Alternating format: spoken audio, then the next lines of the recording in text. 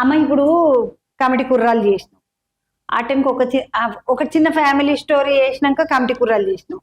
Committee కుర్రాలు లేక ఇది చేసినావు. ఇట్లా నిర్మాతగా పోతూనే ఉంటావా, లేకపోతే నటనేమన్నా చేస్తావా? ఇట్లా మన సంపాదించుడు పైసలు పెట్టుడు, సంపాదించుడు పైసలు పెట్టుడైనా నువ్వు మళ్ళీ నటన చేసి సంపాదించవా? సంపాదిస్తావా? మీలా మాట్లాడటం నిజంగా నా ఫ్రెండ్ అంటే నేను ఇప్పటికీ ఎక్కువ చేస్తుండేమో సినిమాలో. ఇట్లా నిలదీస్తున్నారు. చేస్తా. నెక్స్ట్ 2-3 విన్నాను యాక్చువల్లీ. అందులో 1-2 చాలా నచ్చినాయి. అది నెక్స్ట్ ఇయర్ రిలీజ్ అవుతుంది. నెక్స్ట్ ఇయర్ లేకపోతే ఇయర్ ఎండింగ్ రిలీజ్ అవుతుంది మేబీ. సినిమా చేస్తున్నావు? చేస్తా. క్యా బాత్. ఎందుకంటే నువ్వు తమిళ సినిమా కూడా చేసినావు కదా లాస్ట్ ఇయర్. ఇప్పుడు తెలుగు సినిమాలేనా తమిళంకు కూడా చేస్తా? లేదు అదా వస్తే కథ బాగుండి నాకు క్యారెక్టర్ ఇంట్రెస్టింగ్ గా, నేను ఏదైనా కొత్తగా దాంట్లో నన్ను నేను కొత్తగా చూసుకోవాలి అట్లా ఏదైనా ఇంట్రెస్ట్ కలిగించడానికి నాకు ఒక యాక్టర్ లాగా అది చాలా రీజన్స్ ఉండొచ్చు. అందులో ఏ ఒక్క రీజన్ బాగున్నా అట్లా యాక్ట్ చేసి వచ్చేస్తా. ఇప్పుడు కమిటీ కుర్రాలు చేసినావు కదమ్మా, అందులో వచ్చిన పైసలతోటే ఇళ్ళ పెట్టినవా, లేకపోతే మళ్ళీ మా అన్నని ఏమన్నా మా నాగేంద్ర బాబు అన్నని మళ్ళీ అడిగినవా ఏమన్నా? ఎవరిని? మీ అన్నయ్యనా? ఏం అడగలే.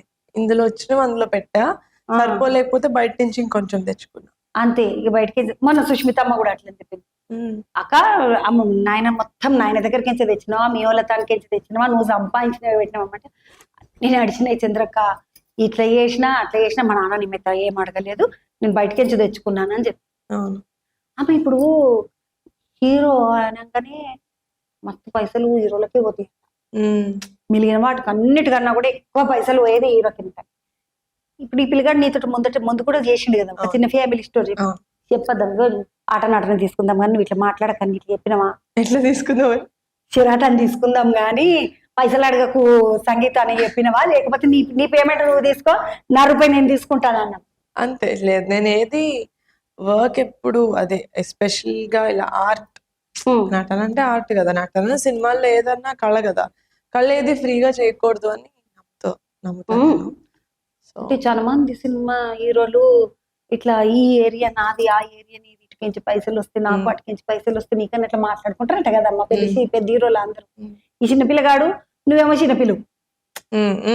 ఇప్పుడు పెద్ద పెద్ద సినిమాలు చేయకుండా మంచిగా నీ మాటకు నువ్వు బుజ్జిపిట్ట ముద్దుగా దానికి బూడు అన్నట్టుగా ముద్దుగా వేసుకున్నావు. నువ్వు ఏది చేసినా కూడా మంచిగా పోతున్నదమ్మా. ఇప్పుడు నీ ఆలోచన చిన్న సినిమా చేసినా సరే కానీ గట్టిగా చేస్తా అనుకుంటావు, గట్టిగా పోతా. ఆ సినిమా కూడా మస్తు పోయింది, ఒక ఫ్యామిలీ స్టోరీ, చిన్న ఫ్యామిలీ స్టోరీ మస్తు పోయింది. అటెన్క కమిటీ కుర్రాలు కూడా బాగా చూసిండ్రు పబ్లిక్. చాలా బాగా. నీకు మా వాటికి ఇట్లా వచ్చింది కదమ్మా కమిటీ కుర్రాలకు? ఏమొచ్చింది అది? గద్దర్లో 2 అవార్డ్స్. నిన్న కాదు లాస్ట్ పోయిన గీతకు గద్దర్ అవార్డులలో. గద్దర్ అవార్డ్స్ లో బెస్ట్ డెబ్యూ డైరెక్టర్, ఇంకా best film on national integration లాంటి సోషల్ ఇష్యూస్ మీద సినిమా. ఇప్పుడు ఈ సినిమా గిట్ల ఏమన్నా ఆలోచన ఉన్నదా మళ్ళా వచ్చేది అట్లా ఏది అవార్డ్స్ వచ్చేటట్టు? నేను అసలు కమిటీ కుర్రాళ్ళు చేసేటప్పుడు కూడా దీనికి అవార్డు వస్తుందేమో అనుకోలేను. నేనైతే అనుకోలేదు, మీరే మా డైరెక్టర్లు అనుకున్నారేమో. మంచి సినిమా తీస్తున్నాం అని తెలుసు, అది ఏం తెచ్చుకోవాలో అన్ని ఆ సినిమానే తెచ్చుకుంటాం మనం ఆనెస్ట్ గా చేస్తే, నిజాయితీగా పనిచేస్తే అని అలా చేసాము. అవార్డులన్నీ నేను ఎక్స్పెక్ట్ చేయలేదు. దీనికి కూడా అంటే కొంచెం సెన్సిటివ్ టాపిక్స్ లేకపోతే కొంచెం వెయిట్ ఉన్న టాపిక్స్ కి ఎక్కువ కొంచెం అవార్డ్స్ అట్లా వస్తాయి అని నేను బిలీవ్ చేస్తా. ఇది ఫ్యాంటసీ కామెడీ కదా, వస్తే చాలా హ్యాపీ. సంగీత్కి అయితే డెఫినెట్ గా వస్తుంది.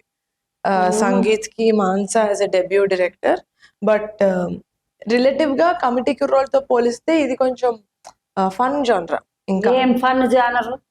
నువ్వే లేవు ఫన్ జానర్ అంటే దద్దరిల్లింది అడ నాకు బుడ్డరీలు చూస్తే అమ్మ నీ అమ్మ అనిపించింది మనసుకు ఒకటేసారి. భయం లేదు ఆ సినిమాలో, హీరోకి భయం చూసే మనకి భయం లేదు.